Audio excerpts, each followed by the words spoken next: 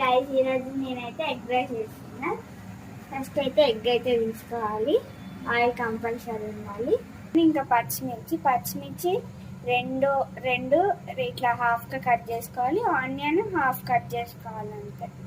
First ఒక spoon oil వేసుకోవాలి.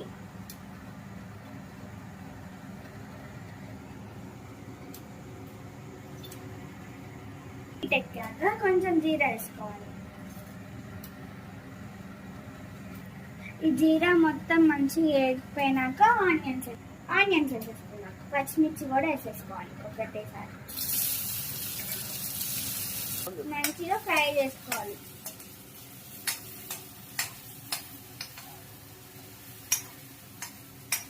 Brownish colour వచ్చేదాకా వేసుకోవాలి.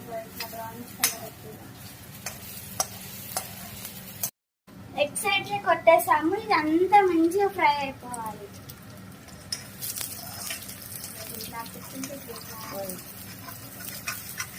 మంచిగా ఇట్లా స్మాష్ చేసేసుకోవాలి.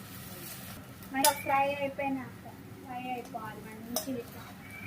ఇట్లా మంచిగా ఫ్రై అయిపోయింది. ఇప్పుడు ఉప్పు కారం అవన్నీ వేసేసుకోవాలి. ఒక స్పూన్ ఉప్పు వేసేసుకోవాలి. ఇక్కడ స్పూన్ అంత పసుపు వేసేసుకోవాలి. కారం ఫుల్ స్పూన్ కారం వేసేసుకోవాలి. చిల్లీ పౌడర్ ఇట్లా మంచిగా కలిపేసుకోవాలి. ఇప్పుడు రైస్ అయితే వేసేసుకున్నాం. ఇది పక్కన పెట్టి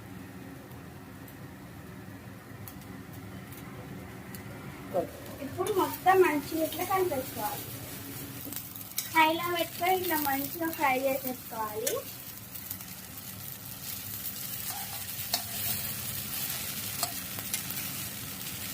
ఎగ్ రైస్ అయితే అయిపోయింది. ఎవరికి ఇవ్వాలో చూసుకుందాం.